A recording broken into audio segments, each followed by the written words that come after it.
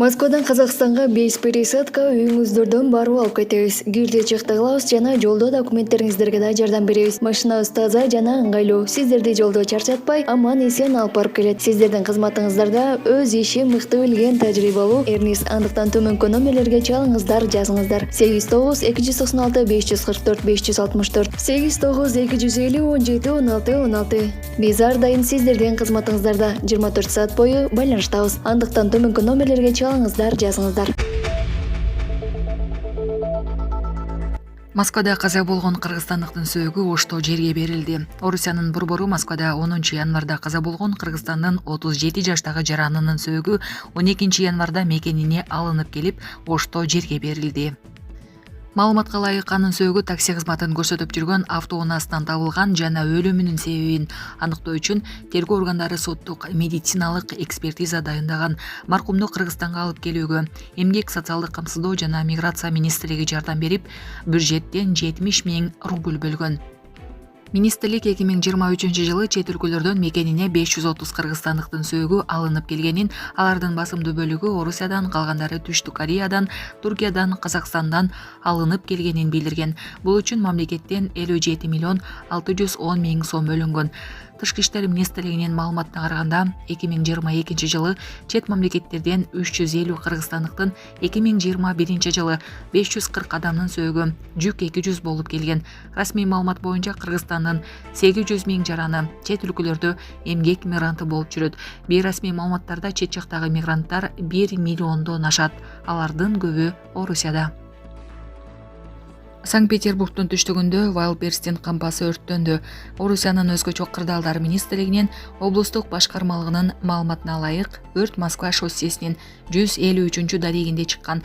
Өзгөчө кырдаалдар министрлигинин биринчи билдирүүсүндө өрттүн аянты 1000 чарчы метр деп айтылган, бирок жарым сааттан кийин куткаруучулар өрттүн аянты 50 000 чарчы метрге чейин көбөйгөнүн билдиришкен. Wildberries телеграм-каналы өрттөнгөн кампадагы адамдар эвакуацияланганын билдирди. Сатып алуучуларга буйрутмалар үчүн акча кайтарылып берилет. Сатуучуларга бузулган же жоголгон буюмдар үчүн компенсация төлөнөт деп билдирди компания. Булак Седепкежи. Жогорку кеңештин депутаты Эмил Жамырчиев акыркы окуялар боюнча парламенттин 17 январдагы отурумунда кеңири маалымат берет. Бул тууралуу депутат өзү билдиргенин бүгүн 13 январда Азаттык сайты жазды. Эмил Жамырчиев жогорку кеңештин имаратынан качып кеткен себебин, УКМКга барганга чейин кайда жүргөнүн айтып берерин кабарлаган. Аны менен катар Өзбекстандын Крим төбөлү Салим Абдувариевке жазган каты боюнча маалыматы жоктугун, ал эмне болгон кат экенин билбесин айткан. Болгон маалыматты мен атайын комиссиянын отурумунда айткам. Бул кылмыш иши 1 жылдан бери келатат. Мен катты көрө элекмин. Эмне жөнүндө экенин билбейм. Бирок сессияга чыкканда 17 январда мен да эмне болуп жатканы тууралуу сурайм. Ошол отурумда толук маалымат алсаңар болот деген Жамырчиев. Эске салсак, 9 январда Эмил Жамырчиевди кылмыш жоопкерчилигине тартуу боюнча башкы прокуратуранын сунушунун негизинде түзүлгөн депутаттык комиссия эл өкүлүн кылмыш жоопкерчилигине тартууга уруксат берген корутунду кабыл алган. Ал эми 10 январда эл өкүлүнүн Ак үйдүн терезесинен секирип качкан видеосу тараган. УКМКнын төрагасы Камчыбек Ташиев жогорку кеңештин жыйынында анын кармалбай турганын айтып, иши сотко өткөндөн кийин актыгын сотто далилдеши керек экенин билдирген. Ал эми кечээ 12 январда депутаттын УКМКга сурак берип чыкканы белгилүү болгон. Булак Суперкежи. 12 январда Баткен облусунда Кыргызстан менен Тажикстандын өкмөттүк делегацияларынын тең төрагалары Камчыбек Ташиев менен Саймумин Ятимовдун жолугушуусу өттү. Алар жолугушуудан соң биргелешкен билдирүү жасашты. Анда Ташиев тараптар бир катар чек ара аймагы боюнча орток пикир табышканын билдирди. Анын ичинде Максат айылынан баштап Стреч аймагына чейин Арка айылынын чети 15 чакырымдык жер боюнча бир чечимге келдик. Эми биздин комиссия бул келишим боюнча кол коюшу керек. Биз мындай чечимге канааттандык, деди ал.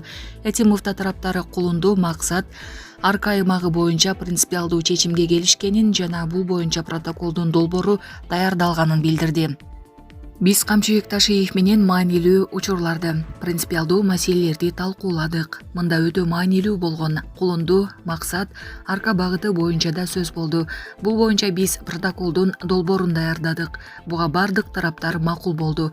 Ошентип биз алгылыктуу кадам таштадык. Биз Кыргызстан менен Тажикстандын чек арасын делимитациялоо процессин аягына чыгаруу боюнча мамлекет башчыларыбыздын элдин талабын аткарып, иш алып барып жатабыз.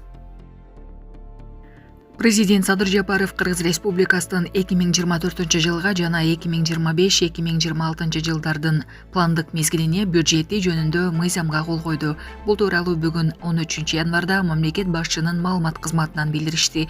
Белгилүү болгондой, аталган мыйзам былтыркы жылдын 14 декабрында Жогорку Кеңеш тарабынан кабыл алынган. Бул мыйзамдын максаты бюджеттин орто мөөнөттүү туруктуулугун камсыздоо жана 2024-2026 жылдарда мамлекеттик каражаттарды натыйжалуу башкаруу болуп саналат. Мыйзамга ылайык 2024 жылы бюджетке түшө турган киреше 378 миллиард 405 миллион 583,1 миң сом, ал эми чыгаша 367 миллиард 493 миллион 223,5 миң сомду түзөт. Бюджеттин профицити 10 миллиард 912 миллион 359,6 сом болору такталган. Ал профицит каржылык активдер менен болгон операцияларды жүзөгө ашырууга, тышкы карыздарды жабууга жумшалат. Мындан тышкары Кыргыз Республикасынын 2025-2026 жылдарга республикалык бюджетинин пландык көрсөткүчтөрү да жактырылган. Мыйзам 2024 жылдын 1 январдан тартып күчүнө кирди. Булак Суу Беркежи.